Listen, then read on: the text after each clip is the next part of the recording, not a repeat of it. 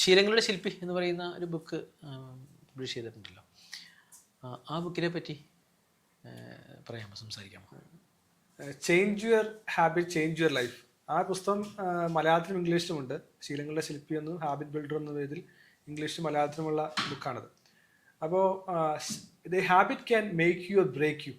നിങ്ങളുടെ ജീവിതത്തിൽ ഇല്ലാതാക്കാനും ഒപ്പം തന്നെ നന്നാക്കാനും സാധിക്കുന്ന കാര്യമാണ് ശീലങ്ങൾ എന്ന് പറയുന്നത്. ഇപ്പം എൻ്റെ പഠനത്തിൽ ഞാൻ ഏറ്റവും അധികം വായിച്ചത് ഈ മേഖല പുസ്തകങ്ങളാണ്. ഇപ്പോൾ ഹാബിറ്റ് എന്നുള്ള ആറ്റോമിക് ഹാബിറ്റ്സ്, മിനി ഹാബിറ്റ്സ്, അല്ലെങ്കിൽ ചാൾസ് ഡുഹിഗിൻ്റെ പവർ ഓഫ് ഹാബിറ്റ്. ധാരാളം പുസ്തകങ്ങൾ വായിച്ചപ്പോൾ എനിക്ക് മനസ്സിലാക്കാൻ സാധിച്ചത് ഹാബിറ്റ് എന്ന് പറയുന്നത് ഒരു അത്ഭുതമാണ്. പലപ്പോഴും ഞാൻ വിചാരിക്കും വലിയ സക്സസ് അല്ലെങ്കിൽ വലിയ വിജയങ്ങൾ നേടിയ ആളുകൾ എങ്ങനെയാണ് വിജയിച്ചതെന്ന്. അതൊരു ഓവർനൈറ്റിൽ ഉണ്ടായ കാര്യമല്ല. ഇപ്പോൾ വലിയ വലിയ കെട്ടിടങ്ങൾ, അല്ലെങ്കിൽ ലോക അത്ഭുതങ്ങൾ, അല്ലെങ്കിൽ താജ്മഹൽ, അല്ലെങ്കിൽ പിരമിഡ്സ്, അല്ലെങ്കിൽ ഇന്ന് നാം കാണുന്ന വലിയ വിജയങ്ങൾ, ഇതൊന്നും ഒരിക്കലും ഉണ്ടായതല്ല. ഇതിന് പിന്നിൽ ഒരു ഫോർമുല ഉണ്ടെന്ന് എനിക്ക് മനസ്സിലാക്കാൻ സാധിച്ചു. അതാണ് കൺസിസ്റ്റൻസി പ്ലസ് ആക്ഷൻ. ഒരു കാര്യം തന്നെ കൺസിസ്റ്റൻ്റായി ദീർഘകാലം ചെയ്യുന്നവർക്ക് വലിയ വിജയം കൈവരിക്കുവാൻ സാധിക്കും.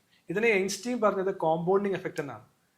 ഒരു കാര്യം തന്നെ തുടർച്ചയായി നാം ചെയ്യുകയാണ്. ഇപ്പോൾ ഏറ്റവും വലിയ ഗുസ്തി താരമായ അദ്ദേഹം പറഞ്ഞത് ഇങ്ങനെയാണ്: ഒരു ഹിറ്റ് പല പ്രാവശ്യം ചെയ്തയാളെ ഞാൻ ഭയക്കുന്നുവെന്ന്.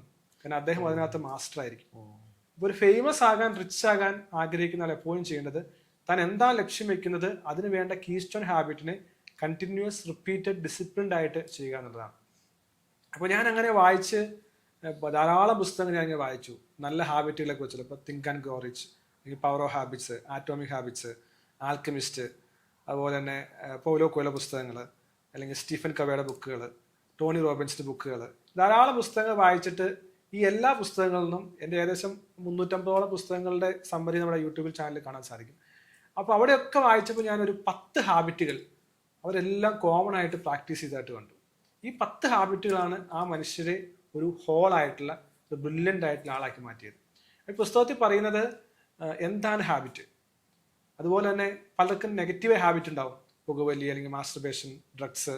ഈ നെഗറ്റീവ് ഹാബിറ്റിനെ എങ്ങനെ നമുക്ക് മാറ്റാൻ സാധിക്കും? ഇനി പലർക്കുള്ള പ്രശ്നമാണ്, എനിക്ക് ആഗ്രഹമുണ്ട് ഇപ്പോൾ ജിമ്മിൽ പോകണം, പുസ്തകം വായിക്കണം, അല്ലെങ്കിൽ പുതിയ കാര്യങ്ങൾ പഠിക്കണം, പക്ഷെ ചെയ്യാൻ സാധിക്കുന്നില്ല.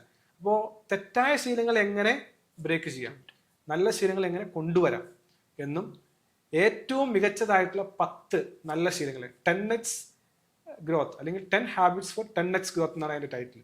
അപ്പോൾ ഈ പുസ്തകത്തിന് സയൻസിനെ കുറിച്ച് പറയുന്നു, അപ്പം ഈ ശക്തമായ 10 ഹാബിറ്റുകൾ ഏതാണെന്ന് പറയുന്നുണ്ട്.